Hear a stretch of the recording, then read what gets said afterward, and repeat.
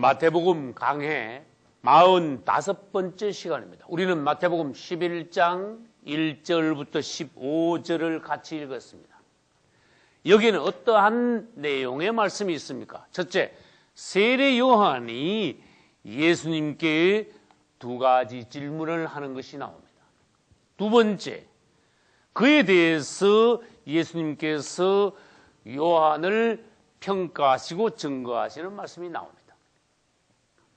마지막 15절에 가서 주님은 이 모든 말씀에 대하여, 또한 성경 전체적인 말씀에 대하여 하나님의 생명의 말씀을 들을 귀가 있는 자들은 들으라고 말씀하시면서 우리 모두에게 들을 귀를 가지시기를 원하셨습니다. 할렐루야.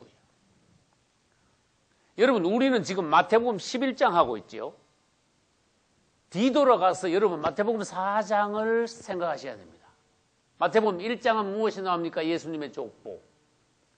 마태복음 2장은 무엇이 나옵니까? 예수님이 탄생하시는데 헤롯데 왕이 예수님이 나신 베들레헴 근처에 있는 2살 이하의 산의 아이들을 다 죽이는 것이 나옵니다. 예수님은 애굽으로 도피하십니다. 마태복음 3장에는 무엇이 나옵니까?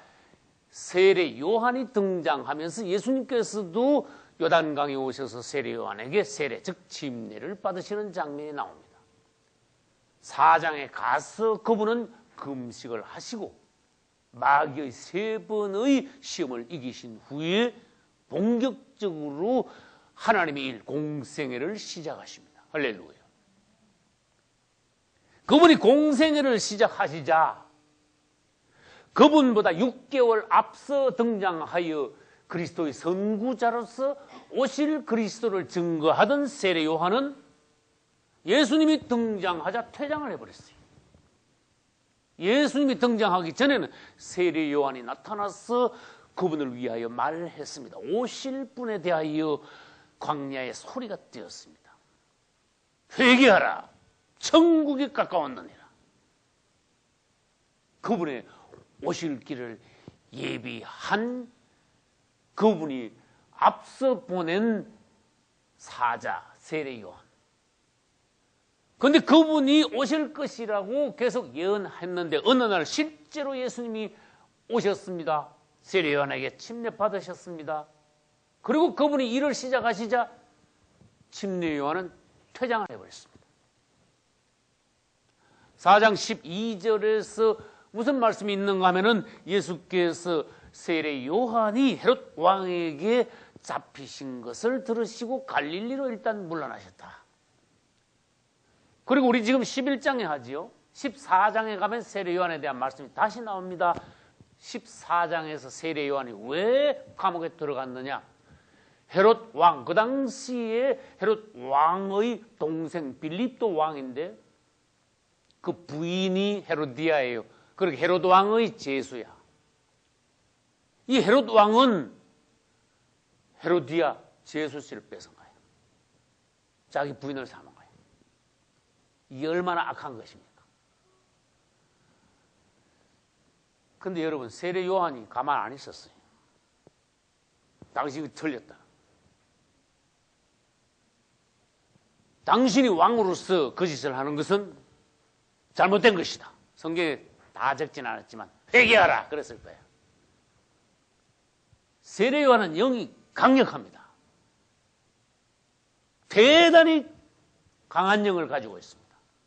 엘리야의 영이야. 똑같아 엘리야. 그렇게 이 헤롯 왕이 세례 요한이 큰 선지자인 줄 알긴 아는데 죽이지는 못하고 감옥에다 집어넣은 거예요. 그 뒤에 헤롯 왕의 잔칫날 여러분 아시다시피 이 악한 여자 헤로디아가 세례 요한의 머리를 달라 하여 그날 세례 요한은 순교합니다. 그런데 세례 요한이 잡히고 순교할 때까지 몇 개월이 되는지는 성경에 기록되지 않았으니까 우리는 알 수가 없습니다. 예를 들어서 몇 개월이 됐겠지요. 근데 들어가서 세례 요한은 어떤 종인가 생각해 봅시다. 아주 큰 종이야. 모태로부터 성령이 충만했던 종이었어요. 광야에서 10수년, 20년 가까이 훈련을 받으면서 하나님의 성령으로 충만했습니다. 광야에서 그는 외칠 때에 모든 유대인들이 나와 회개하고 요단강에서 그에게 세례적 침례를 받았습니다.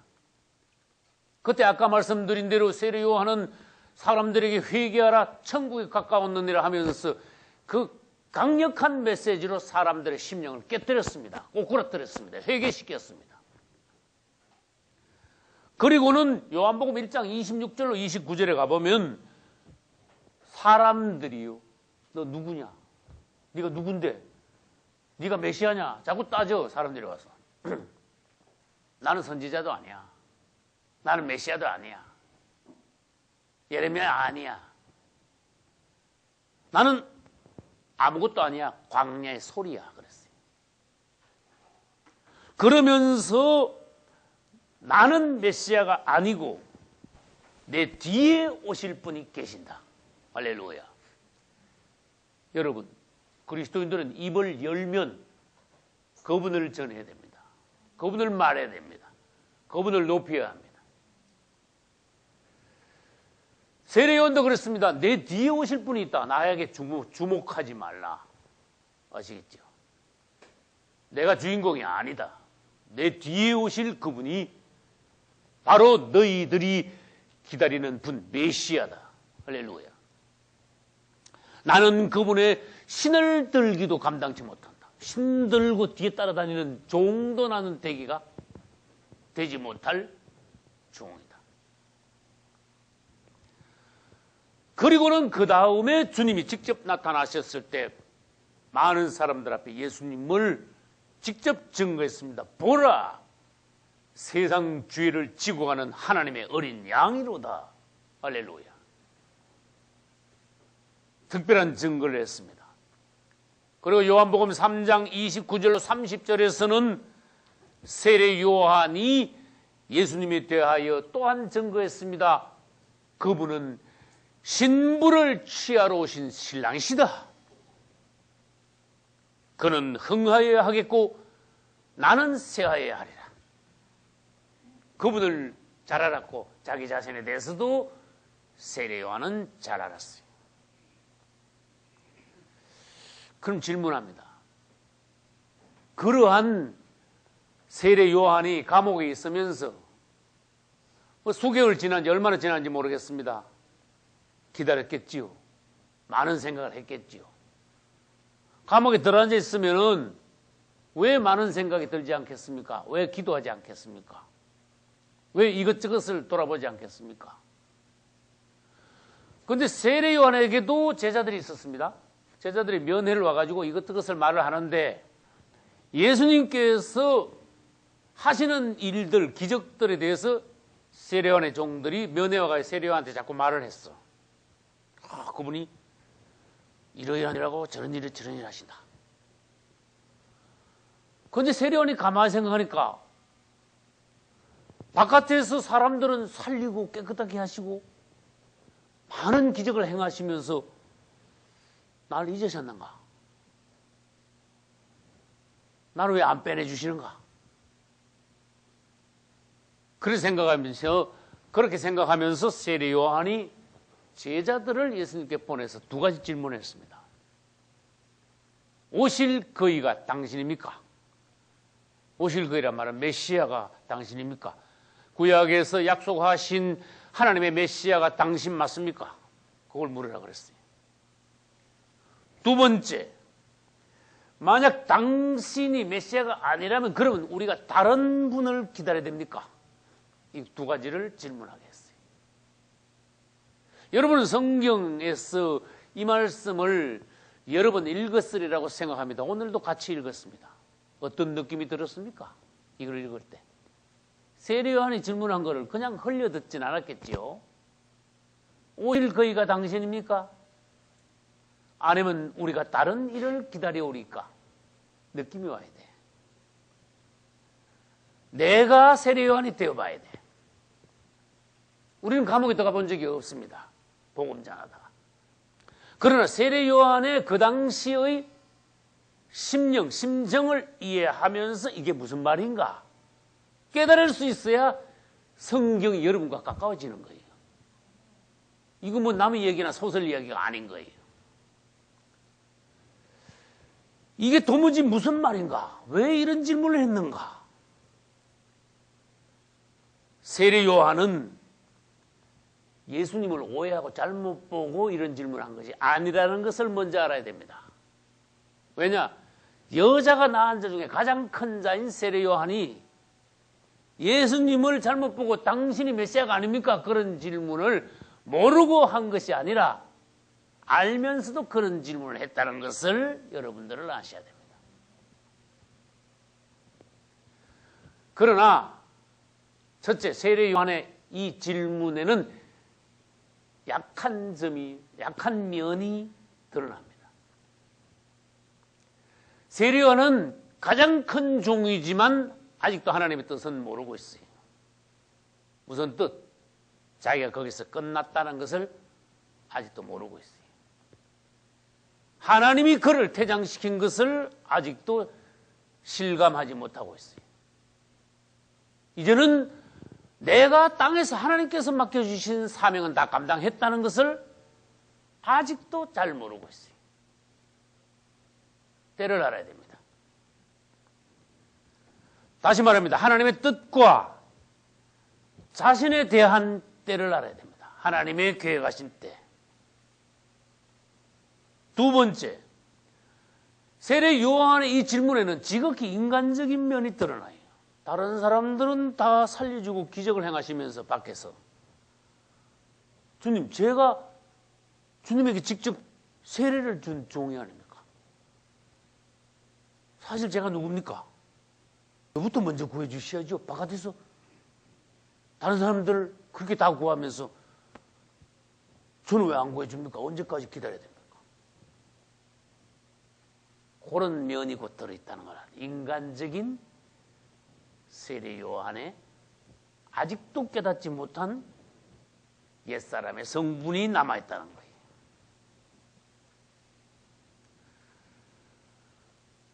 요한은 지금 무슨 질문을 하고 있는가 하면은, 주님, 바쁘시지만 제가 감옥에 지금 있다는 것을 좀 생각해 주시기 바랍니다. 예전에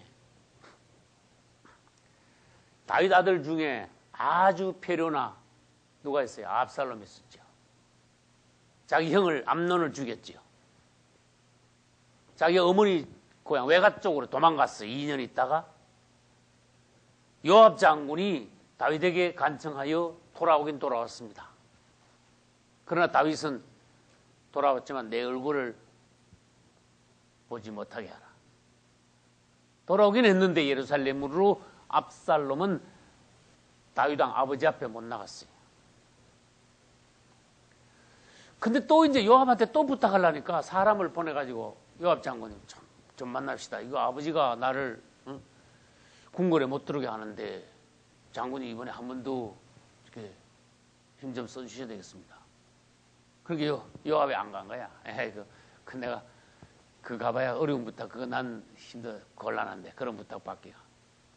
두 번, 세 번 보내도 안 오네 요압이. 그 압살롬이 아주 머리를 썼어. 얘들아, 너들 있지? 요압 장군의 그 밭이 어디 있는가 알지? 예. 그거 가지고 불을 확 싸지려고 그래. 그래가지고 압살롬의 밑에 종들이 요압 장군의 밭에 가서 불을 확 싸질렀어. 그렇게 요압 장군이 막 노발대오를 하면서 그때는 막 쫓아온 거야. 그래서 장군님, 사실 나만 불러도 안 와가지고 내가 불을 싸지는데 그거 곡식탄 거 걱정 마시고 내가 물어드릴 테니까 우리 아버지한테 좀 부탁을 좀 해주세요. 내 입장도 좀 생각해 주셔야 안 됩니까? 내가 누굽니까? 자기 위에 있는 형들은 다 죽고 자기가 지금 후계자야. 맏아들이 돼버렸어. 그래서 할 수 없이 요압이 가서 다윗 왕에게 다시 호소하여, 그때부터 압살롬이 자기 아버지 왕 다윗을 보게 됐지만은 그 이후에 요압이 한 짓은 무엇입니까? 반란을 꾀하다가 자기 군대를 모아서 결국은 자기 아버지를 쫓아내고 반란을 일으키다가 하나님 앞에 저주받아 오히려 비참하게 죽고 말았어요. 제가 무슨 말을 하려고 그럽니까? 세례요한이 감옥에 있는데 예수님이 자기를 도무지 생각을 안 해주셔. 그래서 예수님께 가가지고 한번 주님을 흔들어 보는 거야. 주님, 당신 메시아 맞습니까? 주님에게 자극을 주는 거예요, 지금. 우리가 다른 사람을 기다려야 됩니까? 당신이 메시아라면 나를 왜 여기다 둡니까? 당신의 선구자입니까? 내가 누굽니까? 그래서 내가 아까 말하기를 세례 요한의 약한 면이 이 질문에서 드러나고 인간적인 면이 지극히 드러난다는 거예요. 여러분, 우리가 아무리 눈치가 없더라도 그리스도인이라면 하나님의 뜻에 대하여 깊이 생각할 수 있어야 됩니다. 기도할 수 있어야 됩니다. 지금이 하나님께서 나에게 주신 어떠한 때인가? 나는 지금 무엇을 하고 있어야 되는가? 일어나서 뛰어나가야 되는가? 하나님 앞에 머물러 때를 기다려야 되는가? 모르면, 답답하면 시원할 때까지, 열릴 때까지, 보일 때까지, 응답했을 때까지 기도를 먼저 하셔야 돼. 할렐루야. 기도는 안 하고 기도할 시간은 없고 일어나서 자꾸 이리 찾아가고 저리 찾아가고 일로 갔다 저리로 갔다 하는 것은 하나님의 뜻을 전혀 모르고 오히려 하나님의 뜻을 망치게 되는 거예요.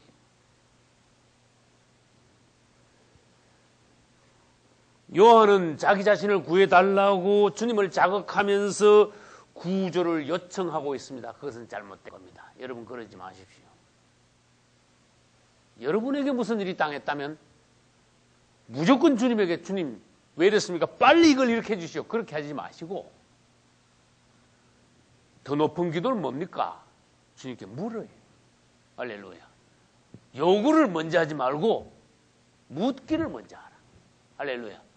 주님이 이렇게 해주세요. 저렇게 해주세요. 내가 왜 이랬습니까? 막 이러지 말고 그거는 애기가 보채는 거야.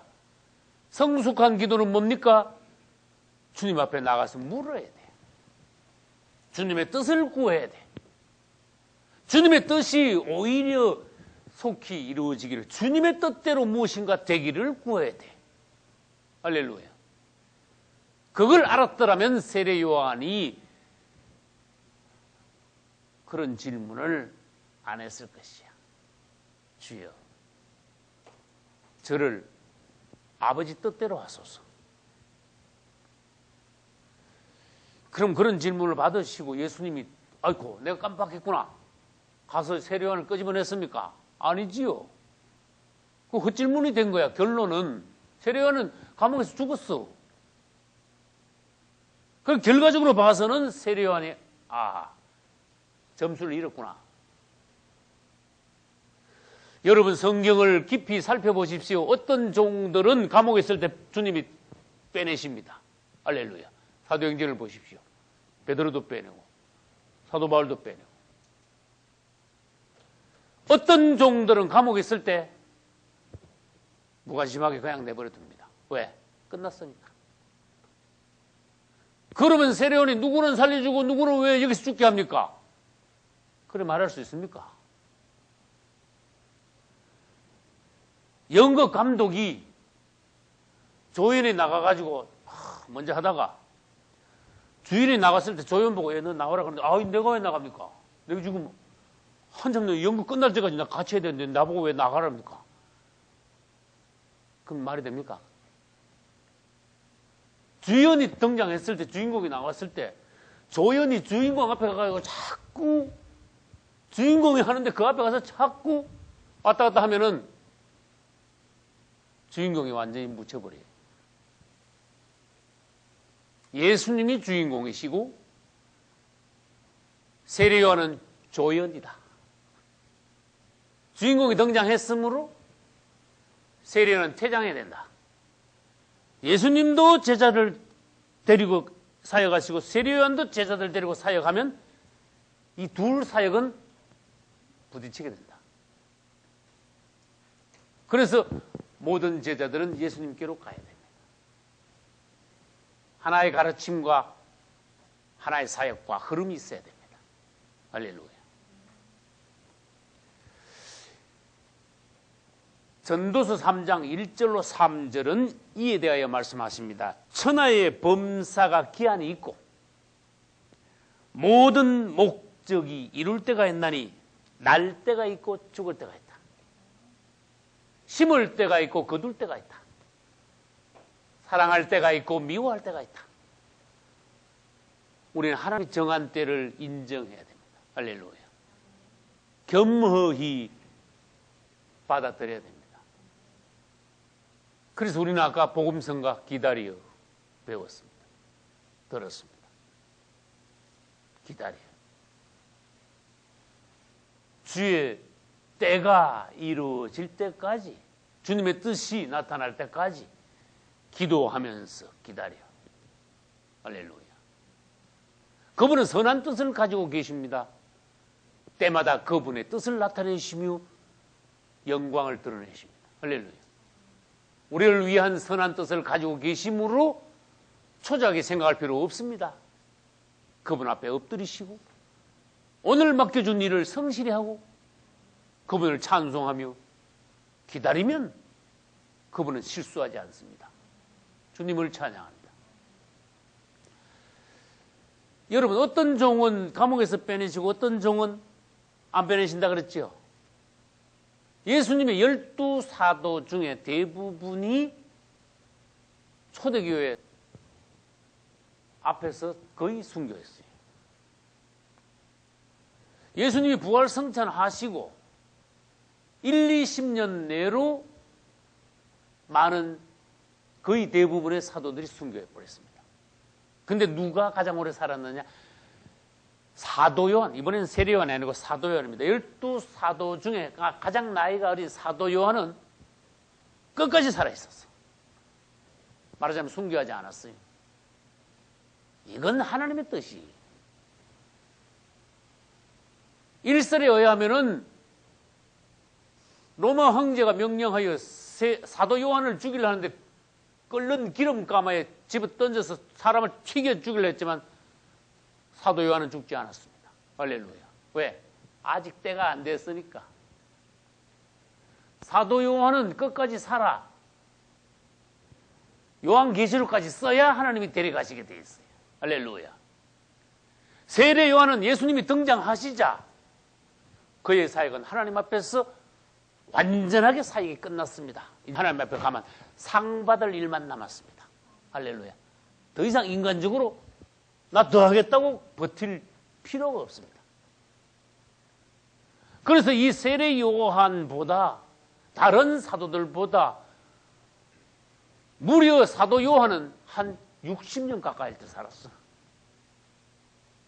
그러니까 하나님께서 계획하신 대로 종들을 데려가시기도 하고 쓰시기도 하고 성도의 환난 때도 누구는 앞부분에서 순교시키시고 누구는 순교 안 시키고 살려두어서 성도의 환난이 다 통과할 때까지 지도자의 역할을 사명을 감당케 하시고 할렐루야. 우리는 모든 일에 주님을 찬양해야 됩니다. 그런 질문을 한 세례 요한에게 예수님께서는 대답을 하면서 세례 요한을 증거하십니다. 평가를 하십니다. 그것이 어디에 있습니까? 7절부터 15절까지 나옵니다. 그런데 예수님께 질문을 했으니까 대답도 해야 안 됩니까? 예수님이 대답을 하실 때 그래 내가 너희가 기다리는 메시아다 그렇게 대답하지 않았어요. 너 나를 똑바로 보고 내가 누군지 바로 알아야지. 너 그런 질문이 되겠냐? 그렇게 말씀하지 않았어요.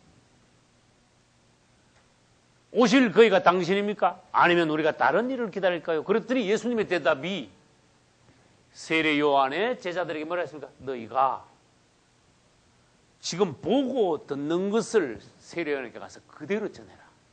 몇 가지? 6가지가 있어요. 그것을 4절 이하에서 주님은 말씀하셨습니다. 내가 누구인지 너희가 본대로 세례 요한에게 전하라. 첫째, 소경이 눈을 뜨는 것을 봤느냐? 이게 무슨 기적이냐? 둘째, 안전병이가 일어났단다. 셋째, 문둥이가 깨끗하게 되고 기머거리가 듣게 되었다. 심지어 죽은 자들이 살아나지 않느냐? 가난한 자들에게 복음이 전파되고 있지 않느냐? 할렐루야. 다시 말합니다. 이게 주님께서 무슨 말씀을 하고 계시는 겁니까? 이 말씀은 지금 무슨 뜻입니까? 역사상 이런 일이 있었느냐? 할렐루야. 없었어요. 역사상 소경이 눈뜬 적이 있었느냐? 없었어요. 역사상 이런 종교가 이 땅에 있었느냐? 없었어요. 6가지를 쭉 적어 보십시오.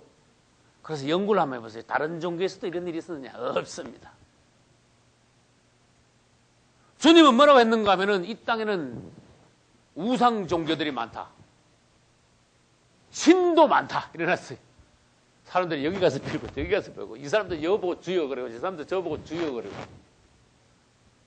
아무거나 만들어 놓고 빌고 무식하게 여기다 대고 복 달라 그러고. 근데 주님이 이사야서에서 질문하셨어요. 얘들아, 그게 진짜 신이냐?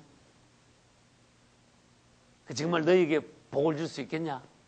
아니, 복 말고 화를 한번 내리라 그러봐라. 그건 복은 주긴 그냥 화도 못 내린다. 그거야. 우상은 세상에 아무것도 아니니라. 나 수십 년 전에 그 말씀 읽고 확 열려버렸어. 우상은 아무것도 아니다. 화도 한번 내려봐라. 그것도 못하는데 복을 어떻게 내리냐? 사람들에게 귀신이 겁을 줄 뿐이다. 우상 뒤에 귀신이 자리하여 마귀가 경배를 받고 있을 뿐이다. 그 다음 주님이 질문했어요.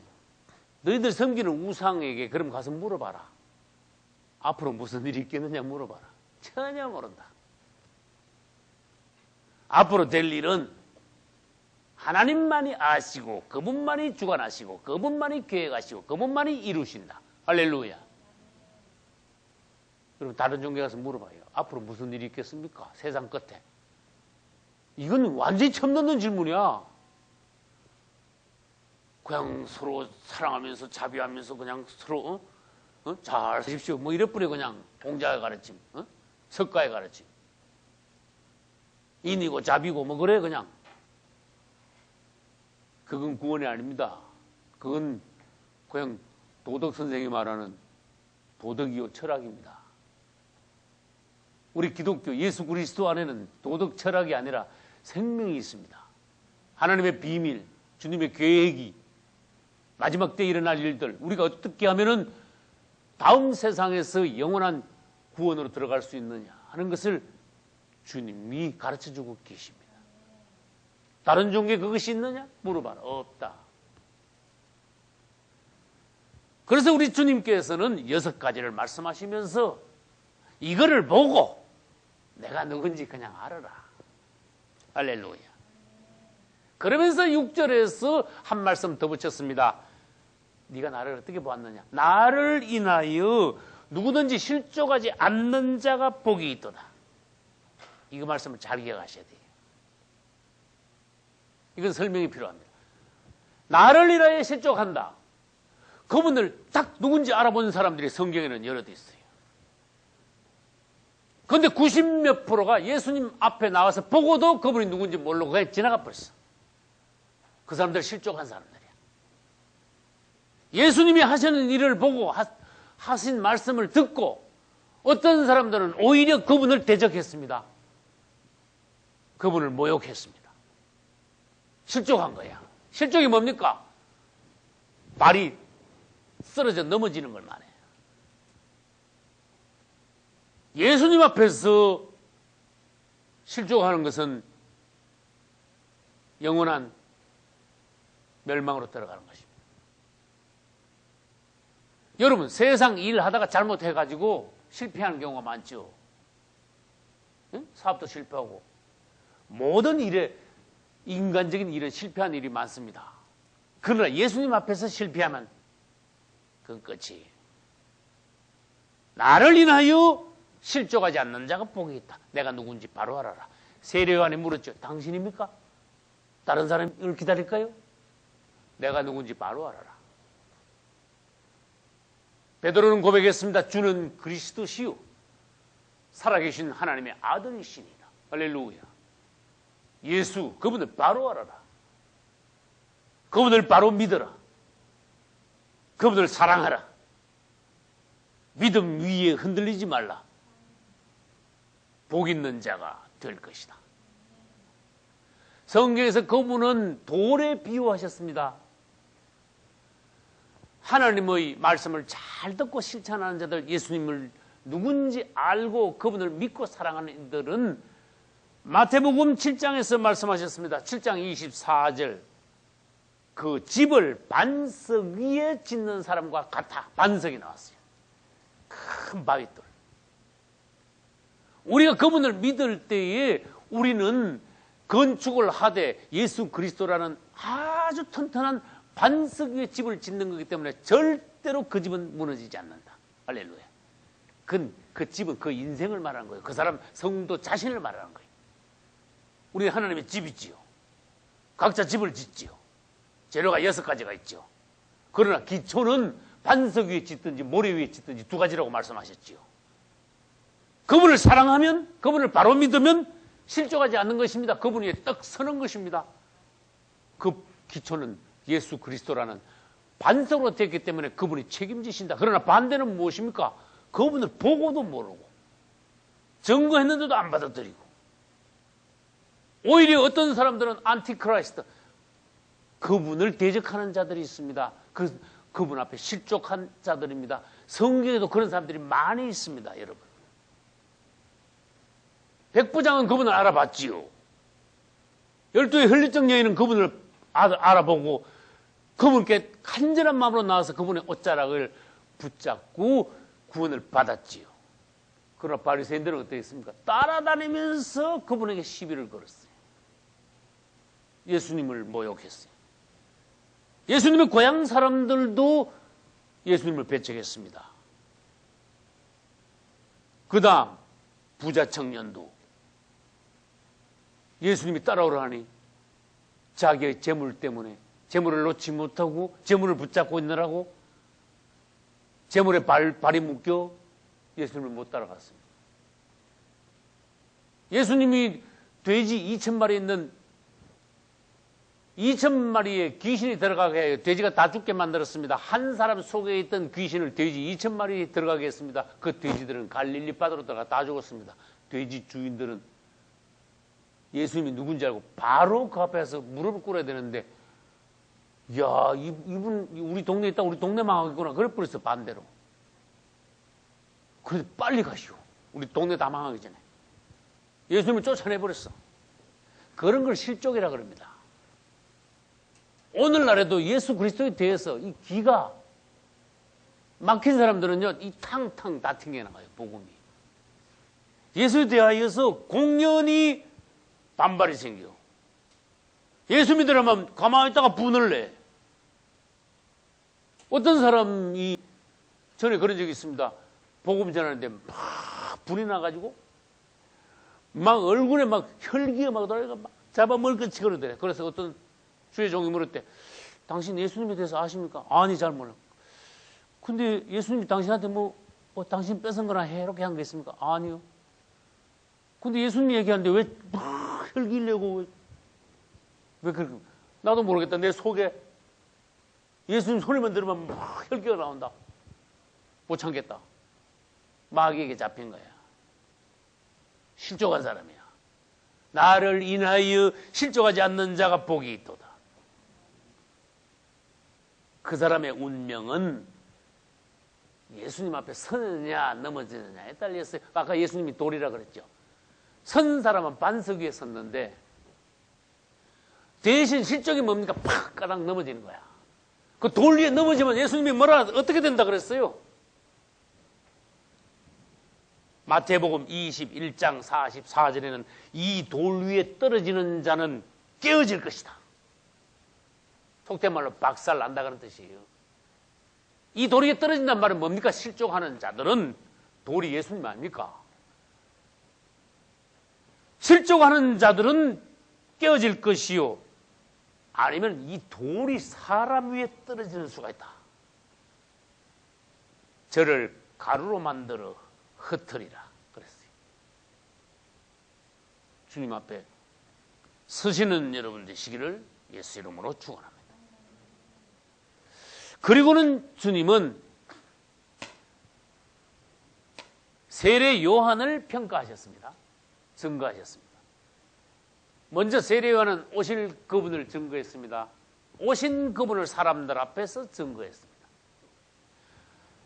세례 요한이 감옥에 들어간 이후에 예수님께서는 예수님을 반대로 예수님이 세례 요한을 그가 누구다 하고 증거했습니다. 평가하셨습니다. 지금부터 예수님이 말씀하신 세례 요한에 대한 증거와 평가를 6가지를 말씀드리겠습니다. 7절부터 9절까지를 먼저 보시기 바랍니다. 첫째, 세례 요한은 구약의 선지자보다 더 나은 자다 이렇게 말씀하셨어요. 이건 뒤에 설명이 또 나옵니다. 너희가 광야에 나갔다. 왜 나갔습니까? 너희가 광야에 왜 나갔느냐? 갈대를 보러 갔느냐? 아니면 뭘 보러 나갔냐? 부드러운 옷 입은 사람이냐? 그들은 궁중에 있다. 아니면 누구냐? 선지자냐? 저는 수십 년 전에 이 말씀을 읽을 때 지금 무슨 질문을 하시는지 난 잘 모르겠더라고. 근데 자세히 보니까 세례 요한이 유대 광야에서 외쳤거든. 사람들이 모두 다 광야로 나갔어. 세례 요한의 그 놀라운 메시지를 들으러. 그래서 그 상황을 놓고 예수님이 질문했습니다. 너희가 세례 요한이 광야에서 외칠 때에 광야에 왜 나갔나요? 갈대가 많아서 그 갈대 구경하러 갔느냐? 아니지. 그러면 부드러운 옷 좋은 입은 사람 구경하러 갔나? 유명한 사람들, 높은 사람들 구경 아니지 않느냐? 그러면 선지자를 보러 갔느냐? 옳다 그랬어요. 선지자를 보기 위하여 너희들이 광야까지 나갔지 않느냐? 그는 선지자인데 단 구약의 모든 선지자들보다 더 나은 자, 더 큰 자가 누구다? 세례 요한이다. 주님이 세례 요한을 증거하신 거예요. 여러분 알아야 됩니다. 구약의 선지자들이 얼마나 많습니까? 모세부터 시작해서 사무엘부터 시작해서 구약에는 엘리야부터 시작해서 이사야 선지자부터 시작해서 굉장히 많은 기라성 같은 선지자들이 많습니다. 근데 주님이 놀랍게도 세례 요한은 모든 선지자보다 낫다, 더 크다 그랬어요. 이런 걸 사모해야 됩니다. 두 번째로 10절에 가면 말라기 3장 1절에서 예언하신 하나님의 사자, 오실 그리스도의 길을 예비하는 종으로 보냄받은 자가 누구다? 세례 요한이다. 그러면서 말라기 3장 1절에서 벌써 무슨 예언을 하셨는지 말씀해 놨습니다. 10절 보라, 내가 내 사자를 내 앞에 보내노니 저가 내 길을 내 앞에 예비하리라. 그럼 질문합니다. 세례 요한이 오기 전에 말라기는 언제 쓰여진 책입니까? 구약의 마지막 책입니다. 300년에서 400년이나 세례 요한보다 더 앞서서 말라기가 말라기서를 기록했습니다. 그래 벌써 구약 성경에는 어느 때가 되면 하나님의 종이 먼저 앞서가 그리스도보다 먼저 앞서 보냄받아 선구자로서 사역을 하고 그 뒤에 메시아가 오실 것을 성경 예언을 미리 해놨어요. 말라기를 통해서. 근데 예수님이 놀라운 말씀하셨습니다. 너희가 말라기에서 예언한 종이 있지 않느냐? 하나님의 사자.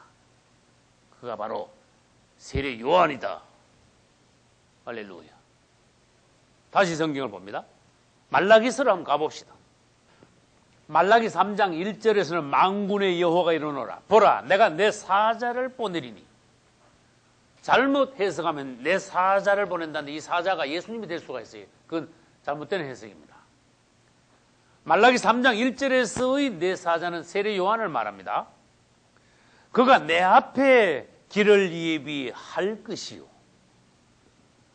내 앞에란 말은 예수님 앞서 나가 예수님의 선구자로서 예수님의 길을 예비하는 그의 척경을 평탄케 하는 종으로서 하나님께서는 먼저 세례 요한을 보내신다고 말씀하셨습니다. 그게 두 번째 예수님의 증거입니다. 셋째, 여러분 11절을 보시기 바랍니다. 예수님은 세례 요한을 최고로 칭찬하셨습니다. 여자가 낳은 자 중 가장 큰 자다. 할렐루야. 그러나 우리가 이해하기 어려운 말씀을 또 하셨습니다. 땅에서는 세례 요한이 여자가 낳은 자 중 가장 크지만 천국에 가면은 천국에서 가장 작은 자도 요한보다 크다.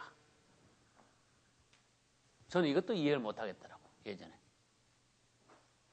지금은 깨달았습니다. 할렐루야.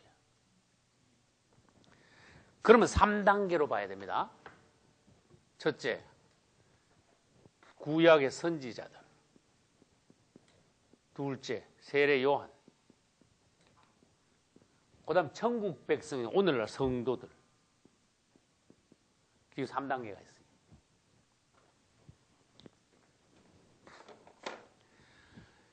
세례 요한은 구약의 모든 선지자보다 크다 그랬어요. 그 다음 세례 요한은 여자가 낳은 자 중에 또 가장 크다. 여자가 낳은 자 중에 가장 크다. 그러면 구약에서 모든 선지자보다 요한이 더 위에 올라갔습니다. 그런데 천국에 들어가는 성도들은 천국에서 아무리 작아도 세례 요한보다 더 크다. 이것은 세례 요한이 천국 간다면 천국에서 제일 꼴찌가 된다는 말이 아닙니다. 현재 땅에 있는 아무리 여자가 낳은 자 중 가장 큰 자인 땅에서 요한보다 천국에 있는 제일 작은 성도가 요한보다 더 크다. 그걸 왜 그러냐? 이제 지금부터 다시 설명합니다. 첫째, 구약의 선지자들은 메시아를 그냥 멀리 바라보면서 소망했어. 언젠가는 메시아가 오신다고 예언하셨다. 그분을 예언했어, 예언. 메시아가 오신다는 것을 구약의 선지자들은 소망하면서 기다리면서 예언을 했어요. 멀리 있는 메시아를 사모했습니다. 할렐루야. 근데 요한은 대본 달라요. 천국이 가까웠다. 이렇게 말했어요.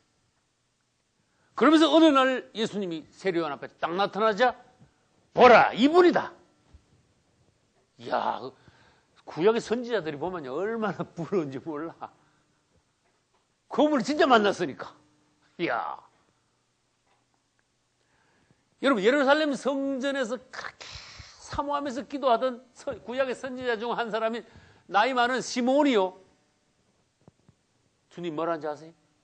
그렇게 메시아를 사모하면서 늙어서 아주 힘이 다 빠져도록 성전에서 매일 기도하니까 주님이 어느 날 내가 죽기 전에 메시아를 보리라. 할렐루야. 이야, 얼마나 놀랐겠어. 근데 어느 날 정말 성전에서 기도하고 있는데 어느 여인이 아기를 안고 오는데 딱 보니까 여러분 이 정도 눈이 열려야 돼. 어느 여인이 아기를 안고 오는데 딱 보니까 메시아야. 이야, 여러분 성경에서요 부러워할 때는 부러워할 줄 알아야 돼. 이야, 어째 그래 눈이 열렸을까. 막 뜨거워지는 거야. 그래서 마리아에게서 예수님을 빼앗아서 안았어. 이야, 이거 얼마나 놀라운 축복입니까? 주님을 찬송했어. 주제요. 이제는 종을 도와주시는군요. 말하자면 주님을 찬송합니다. 내가 이스라엘의 구원을 내 눈으로 보았나이다. 이야, 얼마나 놀라운 순간이냐 그 말이에요. 그러면 이사야같이 모세같이 먼 데서 메시아를 사모하는 선지자가 더 큽니까? 실제로 예수님을 만난 시몬이나 요한이 더 큽니까? 누가 더 복이 있습니까? 어떤 사람이 되기를 원하십니까? 그분을 만나야 돼. 멀리 소망하는 것은 그거는요 덜한 복이야. 근데 천국에서는 암만 작아도 요한보다 더 크다? 여기에서 어렵단 말이야. 구약의 선지자는 멀리서 메시아를 사모했고 신약에 와서 요한은 예수님을 직접 봤고 천국에 있는 성도들은 예수님을 직접 본 것이 아니라 예수님을 자기 안에 모셨어. 할렐루야. 자기도 예수 안에 들어갔어. 다시 다른 방면으로 설명을 드립니다. 구약의 선지자들은 예수님을 사모만 했지 못 만나봤어. 마음으로 그리워만 했지 눈으로 못 봤어. 요한은 직접 봤어. 그러면서 요한은 예수님을 증거할 때에 이분은 신랑으로서 신부를 취하러 오셨다. 나는 이 신랑의 친구로서 참 기쁨이 충만하다. 요한은 자기 자신을 뭐라고 소개했어요? 신랑 친구라 그랬어. 이야, 그것도 대단한 거야. 그런데 우리는 신랑 친구보다 훨씬 낫습니다. 여러분, 신랑 친구 할래요? 그분의 신부 할래요? 당연히 신부야지. 천국에 들어간 모든 성도들은 그분의 신부예요. 그러니까 암만 그래도 신랑 친구보다 천국에 들어가 그분의 신부된 자들이 훨씬 낫다. 주님을 찬양합니다. 그래서 다시 말해서 누가 더 크냐는 누가 더 부자냐 많이 배웠냐에 달려있지 않습니다. 누가 주님과 더 가깝냐, 누가 그리스도의 분량이 더 많냐. 주님은 아십니다. 누가 그리스도를 더 사랑하느냐, 끝까지 사모하며 믿고 따르느냐. 그분은 아십니다. 그런 척 해서는 안 됩니다. 실제로 내 안에 그분을 사랑함이 있어야 됩니다. 그분을 뜨겁게 사모하는 마음과 믿음이 있어야 됩니다. 그래서 우리는 천국에 가서도 땅에서 그때 2000년 전에 이야 여자가 낳은 자는 가장 큰 자가 세례요한 자, 그보다 세례요한보다 더 큰 자로서 천국에서 그분의 사랑에 사랑스러운 신부로서 영원을 누릴 것입니다. 할렐루야. 그 다음 넷째 12절을 보셔야 돼요. 세례 요한 때부터 드디어 천국은 침노를 당하기 시작했다. 이 특별한 말씀이에요. 다시 말합니다. 아까 말씀했듯이 구약시대 때는 예수님을 사모했듯이 천국을 그냥 멀리서 바라본 거야. 근데 세례 요한에 따고자 천국을 이제 막 천국 문 앞에 가서 막 여러분 옛날에 그 왜 사극 같은 데 보면 왜 전투하는 거 있지? 성문 앞에 가가지고 막 활도 쏘고 막 돌도 막 하고 위에서는 막 돌치고 던지고 막 난리가 나죠. 천국 문 앞에 가가지고 사람들이 막 맹렬한 전쟁을 벌이는데 그건 요한 때부터 다 그랬어요. 요한 때 비로소 천국에 가깝다 하면서 사람들을 천국에 집어넣기 위하여 회개시키고 침례를 주고 세례를 주고 예수 그리스도를 영접하여 구원받고 이스라엘이 광야에서 40년 연단받듯이 신앙 단련받고 요단강을 건너가 가나안 전쟁을 하듯이 맹렬한 전쟁을 통하여 오늘날 신약의 그리스도인들이 천국을 차지하더라. 너희들 감나무 밑에서 입 벌리고 있다가 감 떨어지기를 바라듯이 천국 들어가는 것이 아니다. 천국 들어가기 원하느냐? 맹렬한 영적 전투에서 누구와 같이? 여호수아와 같이 이겨야 되느니라. 천국 들어가는 것은 맹렬한 영적 전쟁이다. 지면 안 된다. 요한계시록 2장과 3장 이기는 자는 이러이러 하리라. 이기는 자는 무엇을 주리라. 이겨야 된다. 에베소서에서도 영적 전쟁을 말씀하셨습니다. 하나님의 전신갑주에 대하여서 여러 가지로 무장하라고 말씀하셨습니다. 이기는 여러분 되시기를 예수 이름으로 축원합니다. 다섯째 13절에서 모든 선지자와 율법의 예언한 것은 요한 때 와서 끝났다. 그렇게 말씀하셨어요. 요한 때까지다. 그럼 여러분 모든 선지자와 율법의 예언한 것이란 것을 한 줄로 딱 그어서 한 단어로 말하면 구약 시대를 말합니다. 요한은 구약을 끝낸 종입니다. 요한은 신약을 열었습니다. 지금 요한은 세례 요한을 말합니다. 사무엘은 사사시대를 끝내고 왕국시대를 열었듯이 세례 요한은 구약을 끝내고 신약시대를 열었습니다. 그래서 세례 요한과 그 다음 바로 나타나신 예수님을 통하여 신약시대가 시작되었습니다. 천국이 침노를 당하게 되었습니다. 침노하는 자 맹렬히 들어가 빼앗는 자가 천국을 차지하느니라. 할렐루야. 여섯 번째 14절에서 말씀하셨습니다. 예전에 말라기 선지자가 4장 5절에서 예언을 했다. 내가 마지막 때 선지 엘리야를 보내리라. 지금 그렇게 말씀하셨어요. 말라기 4장 5절. 근데 예수님이 말라기 4장 5절을 인용을 하셨어요. 사람들한테. 세례 요한에게 그것이 적용되었다고 말씀하셨어요. 오리라 한 엘리야가 바로 이 사람이다. 세례 요한이다. 세례 요한이 바로 엘리야다 그런 뜻이에요. 그럼 이것은 여러분 성경 어디로 가야 됩니까? 누가복음 1장 17절로 가야 돼요. 천사가 세례 요한의 아버지 누구요? 사가랴가 제사장이다. 성소에 들어가서 분향을 하는데 갑자기 누가 나타났어요? 천사가 나타난 거야. 얼마나 놀랐어요. 천사가 사가랴에게 예언을 했습니다. 내 아내 엘리사벳이 나이 많아서 아기를 못 낳았지만 내가 내년 이맘때는 아들 낳으리라. 그 이름을 요한이라 하라. 그러면서 그때 천사가 한 말이 누가복음 1장 17절에서 저가 누굽니까? 세례 요한이 엘리야의 심령과 능력으로 주 앞에 가서 이러저러한 일을 하면서 하나님의 백성들을 예비하는 종이 되리라. 할렐루야. 여기서 특별한 예언이 뭡니까? 세례 요한은 바로 엘리야의 심령과 능력을 그대로 받아가지고 온 종이다. 그런데 세례 요한하고 엘리야하고요, 이 세례 요한이 있죠, 안팎으로 똑같아. 난 그걸 보고 놀랐어.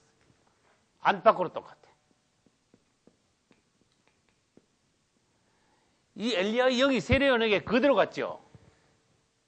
강력한 종입니다. 바깥으로는요, 옷이 똑같이 사진을 찍어 놓으면 세례 요한인지 엘리야인지 몰라. 그 당시 사진이 없어서 그렇지.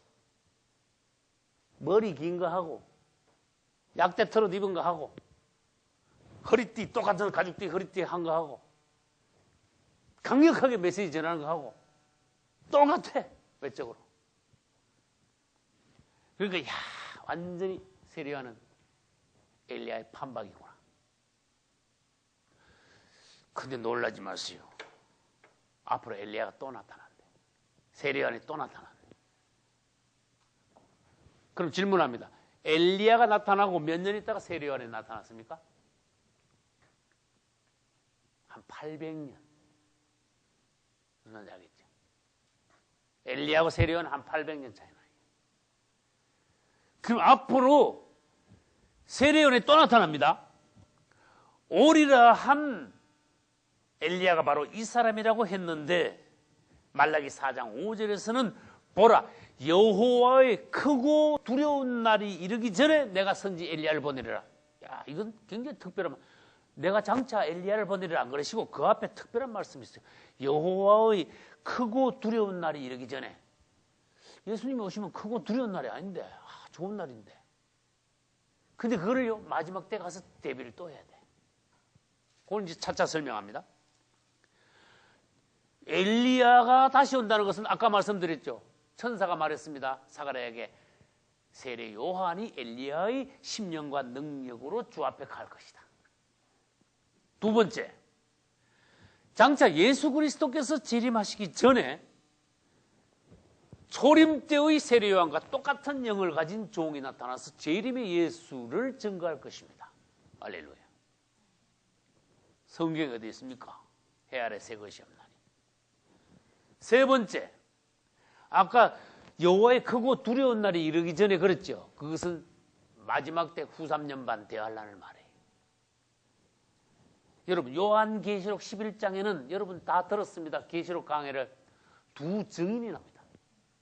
두 감람나무라고도 합니다. 기름의 두 아들, 두 촛대라는 이름도 가지고 있습니다. 그 두 감람나무, 두 증인, 두 촛대는 모세와 엘리야라는 것을 우리는 압니다.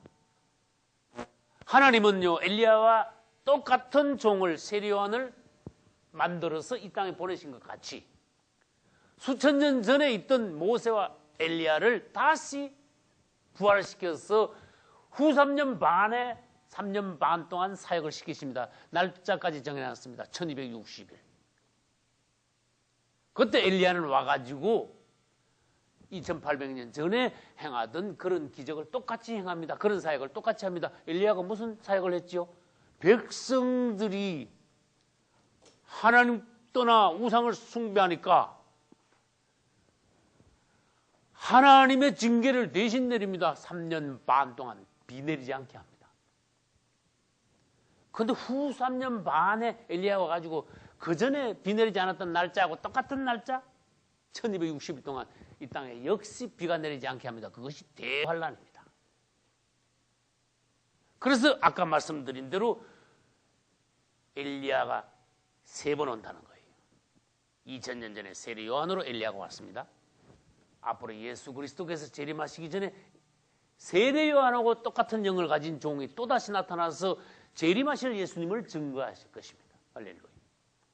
세 번째로 우리가 휴거되고 난 뒤에 후 3년 반에 가서 유대인들의 구원을 위하여 모세와 엘리야가 등장합니다. 그 밑에 14만 4천의 유대인 대표 지도자들이 또 있습니다. 그들은 와서 땅을 심판합니다. 즉 그리스도가 대적합니다. 안 믿는 이들을 그들은 징계할 것입니다. 2000수백 년 전에 엘리야의 한 사역이 그대로, 그 다음에 3000수백 년 전에 모세가 애굽에서 행하던, 애굽을 내리치던 그 기적들이 그대로 또 장차 후 3년 반에서 일어난다는 것입니다. 이것이 6가지 주님께서 세례 요한을 평가하고 증거한 것입니다. 마지막 15절에는 들을 귀 있는 자는 들으라. 여기는 그냥 귀 있는 자는 들으라 그랬죠. 다른 성경 보십시오. 들을 귀 있는 자는 들으라 했습니다. 들을 자가 들어가면 더 낫지요. 귀 있는 자는 들으라 안 그러시고 들을 귀 있는 자는 들으라. 할렐루야. 아주 사모가 됩니다. 자, 들을 귀. 주님 저에게도 들을 귀를 주소서. 어떤 이들은 아무리 주님이 말씀하셔도 도무지 들어먹지는 않습니다. 은혜를 못 받습니다. 이야, 복도 없다. 여러분들은 하나님의 말씀을 사모하며 잘 받아들입니다. 은혜를 받습니다. 간증을 하며 주님을 찬양합니다. 이야, 들을 귀가 있구나. 이보다 더 복된 일이 어디 있냐? 할렐루야. 생명이 쑥쑥 들어가는 거다. 천국이 저희 것입니다. 들을 귀 있는 자는 들으라. 영적인 귀를 말해요. 4가지 종류 사람들을 한번 말해볼까요? 첫째, 어떤 사람들은 아까 그랬죠. 예수 전하면 막 반발하고 배척하고 혈기를 막 냅니다. 지질이 복이 없는 사람들. 둘째, 어떤 사람들은 안 듣진 않는데 듣는데 도무지 무슨 말인지 모르겠어. 제가 대학 다닐 때도 그랬어. UBF라고 대학교 성경 읽기 회가 있는데 그 일주일에 한 번씩 가서 성경을 읽는데 전에도 내가 간증했어요. 이야, 그만큼 몸이 건조하고 딱딱한 책이 없더라고. 은혜를 못 받으니까 그렇게 성경이 맛이 없더라고. 너무너무 건조하고 딱딱하고 한마디로 표현할게 재미가 하나도 없더라고. 성경이. 이게 완전 2단계야. 내가 배척하진 않았어요. 그러나 3단계 들어가서 어떤 사람들은 성경을 이해하는데 혼으로 이해하는 사람들이 있어. 성경을 연구하고 막 이리저리 자기 마음대로 쪼개는 사람들이 있어. 다시 말해서 간절한 마음 가운데 소망 가운데 열린 영으로 하나님의 말씀을 받고 떠온 것이 아니라 성경을 그냥 쪼개는 사람이 있어. 그래서 지식적으로 성경하는 무슨 성경 학자같이. 여러분 성경 박사도 그 성경 박사 가지고 구원받는 거 아닙니다. 그 사람이 거듭나야 됩니다. 물과 성령을 거듭나지 않으면 하나님 나라를 볼 수도 없고 들어갈 수도 없느니라. 그런데 물과 성령을 거듭나지 못한 자들이 신학 박사도 있습니다. 목사도 있습니다. 그래서 나는 죄송합니다. 차라리 박사 목사보다 열린, 간절한, 겸손한, 진실한 집사가 되라.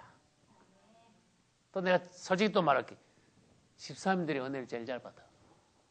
할렐루야. 집사님들이 제일 잘 받아. 더 순수해. 목사님 되면요. 참 죄송한 소리 좀 할게요. 용서해 주세요. 목사님들 되면 은혜를 받으려고 한 거라고. 설교거리를 찾으려고 그래. 남 설교를 들으면서.